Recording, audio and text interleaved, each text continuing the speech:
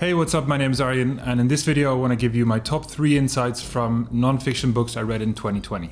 So the insights I'm talking about come from 3 books that I read this year and I really liked. The first one is Stillness is Key by Ryan Holiday. The second one is Atomic Habits by James Clear. And the third one is The Motivation Myth by Jeff Haden.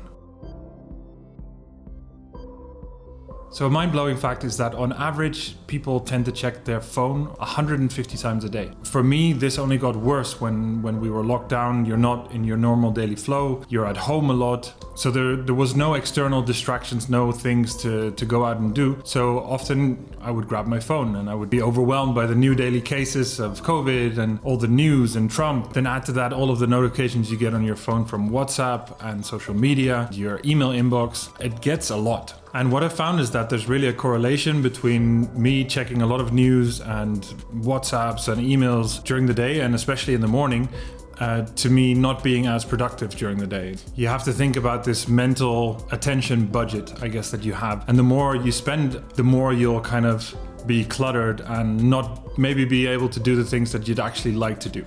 It helps a huge amount to just limit my input, make sure that in the morning I'm not frantically checking my email, I'm not checking the news all the time. And on the days that I do this, it's very easy for me to get stuff done. If I can just have a kind of a singular focus and not cloud my mind with all of these things. What I did a while back on my phone is made sure that I got no push notifications that I didn't want, that I didn't choose. So I'm much more conscious about not getting WhatsApp messages bombarded to me the whole day, especially not email and especially not any other news site. And once I did that, it felt like the phone was much more chill. It wasn't like a constant source of distraction. And it makes it easier not to pick it up first thing in the morning, go nuts on all of the notifications and kind of overwhelm yourself with the news. Then the second thing that I can recommend, just taking a walk. I find it really kind of calms me. I can clear my head rather than putting more useless information into my head. I can kind of process, think, chill, and also the movement is really nice and relaxing. I can come back home and then kind of feel refreshed to do whatever I want to do again. The next insight I want to talk about is from the motivation myth. The insight goes, success equals motivation.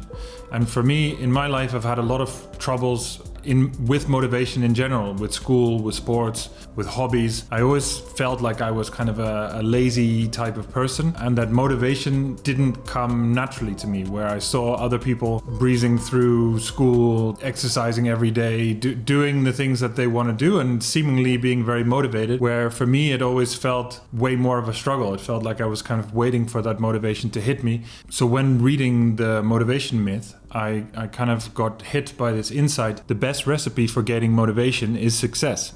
Specifically, the dopamine hits that we get when we observe ourselves making progress. Doing the thing creates motivation, and actually making progress in whatever you want to do creates motivation to keep doing it, which is kind of mind-blowing and also makes it very freeing, because that means that I don't need to wait for motivation to come to me. If I can actually just start doing something, making progress, feeling good about whatever I'm learning, then I can gain new momentum and it becomes this flywheel. The third insight I want to talk about is from a book called Atomic Habits. And it's actually not exclusive to Atomic Habits. It's actually mentioned in many, many books. The insight here is really consistency is king. My problem is usually that I tend to be very all or nothing, and I tend to set very high goals that lead to me not actually completing anything. To give you an example, if I don't work out for a while, then I'll think to myself, I haven't been doing anything, I need to get back into it, I'll start working out 5 days a week. This target is very difficult, especially if you're coming from 0 days working out per week, then 5 days a week is a massive target. I'll go strong for a week or two, and then something happens and I'll lose the habit, and then it's too hard to get started again. The insight that I've had here is it's much better to do a little bit every day, and that's what he speaks about a lot in his book, is this 1% improvement every day that starts compounding, rather than a sprint of 2 weeks and the rest of the year nothing. There's a great example in the book where there's a photography class and the teacher actually splits the class into 2 groups.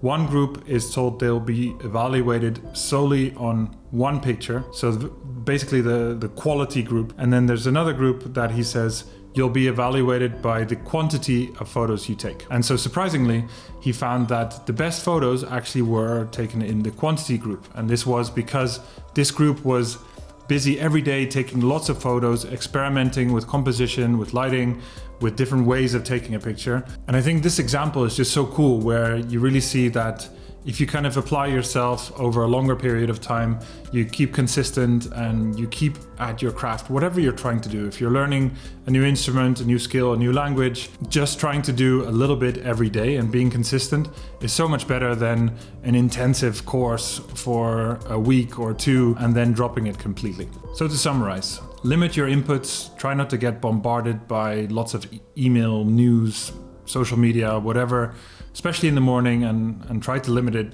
as much as possible throughout the day in order to boost productivity and creativity. Success is motivation. Don't wait for motivation to hit you. Just start doing that thing that you want to do. Take that little step. Making progress will motivate you more to keep at it. Consistency is key. Rather do a little bit every day than doing a lot for a week or 2 weeks and then ending up with nothing at all. That's it for today. I hope you enjoyed this video. Subscribe if you're into this kind of content and you want to hear more from me, and I will see you in the next one.